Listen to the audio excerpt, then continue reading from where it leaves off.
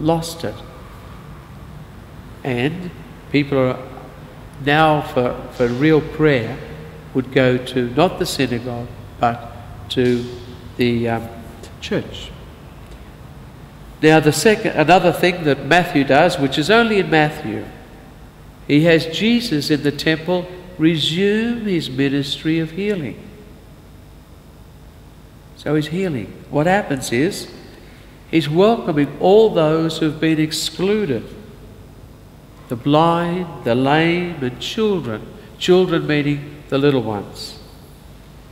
He is the true Son of David. He welcomes all of his people.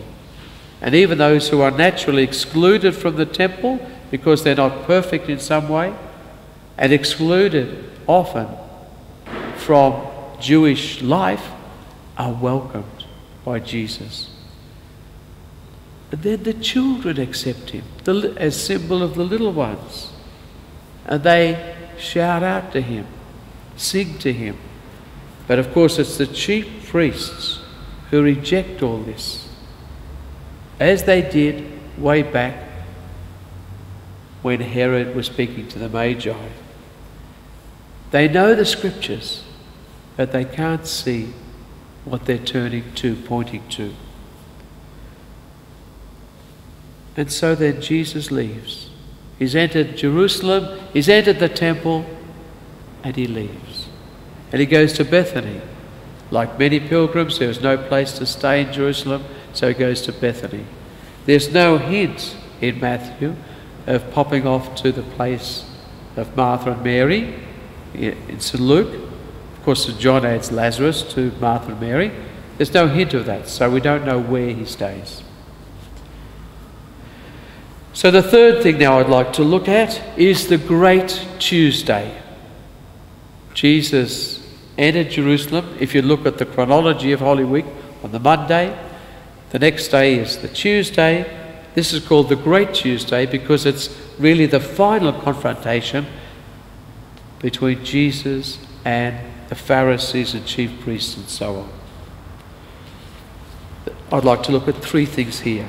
The first is the vineyard, the wonderful parable of the vineyard. This is the centerpiece of three parables or allegories that Matthew presents us with. And it recalls the beautiful image of God planting a vineyard, Israel. It's full of tender love for God's tender love for his people. I'll read Isaiah 5, chapter 5, verses 1 and so on, just to give you a feel of this. Let me sing to my friend the song of his love for his vineyard. My friend had a vineyard on a fertile hillside. He dug the soil, he cleared it of stones, and planted choice vines in it. In the middle he built a tower. He dug a press there too. He expected it to yield grapes, but sour grapes were all that it gave. And now, inhabitants of Jerusalem, I ask you to judge between my vineyard and me. What could I have done for my vineyard that I haven't done? And so on.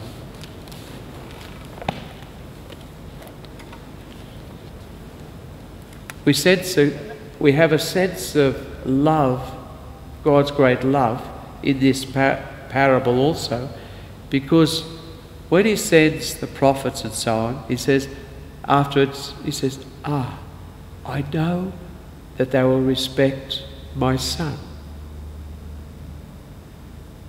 That's a rather moving moment in this parable. But of course we know that he gets killed. Of course, one of the things that immediately comes to mind is that Israel has been unfaithful. It's killed the prophets, it's killed Jesus. So it's destroyed, and the vineyard is given to new tenants, meaning the church. and so on. And it is a little bit, well, quite a lot, anti-Semitic. It fomented anti-Semitism. And it has a theology which is not true, that God promised a covenant with his people Israel, then he stopped the covenant and made a new covenant with the Christians, because we don't have that successionist theology or that replacement theology. That's not the correct way of looking at it. We're struggling with something, Matthew's struggling with something, but he's certainly not saying the church replaces the synagogue. He's not saying that. There is a struggle there with the leaders. And what he's trying to say is that in some way the leaders have let the vineyard down, and there'll be new leaders of the vineyard in some way. It's more of a struggle between the leadership of synagogue, the leadership of church, than it is about Israel being replaced by the church. That's a struggle that's happening in Matthew's day. So the theology isn't fully worked out.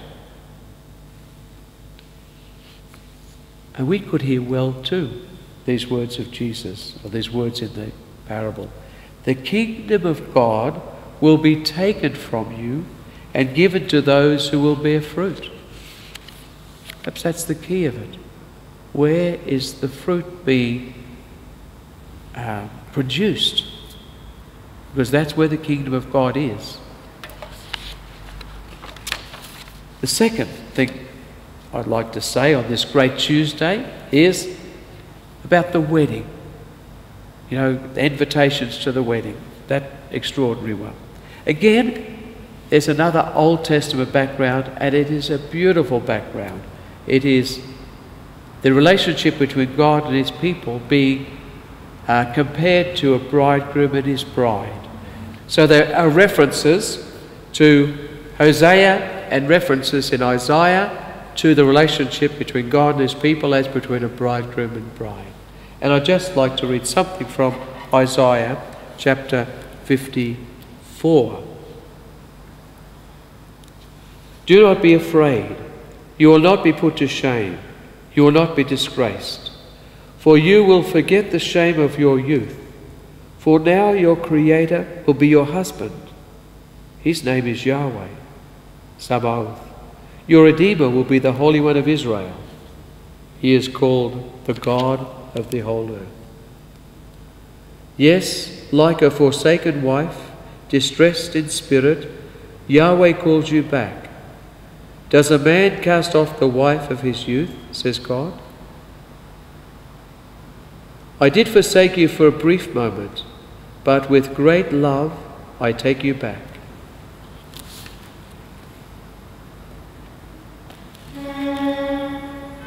So, we're invited to the wedding. God's inviting us to the wedding, the wedding of life.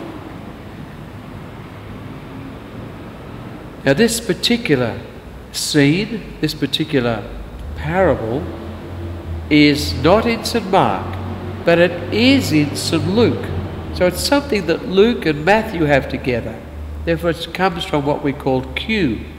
And it is in a fifth gospel, the Gospel of Thomas, which is not incorporated into the scriptures, but it's another fantastic document which tells us a lot about Jesus. In Luke and Thomas, the focus is on the reasons why people won't come. But Matthew's focus is on the positive response of those on the margins of life to the invitation.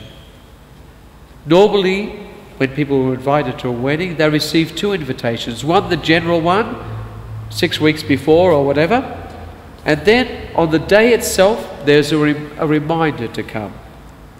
Well, it would seem that the general invitation kept coming through the prophets, but the response was they all refused. So there's a certain, no, we won't go. And then the one on the day itself is from the Christian missionaries,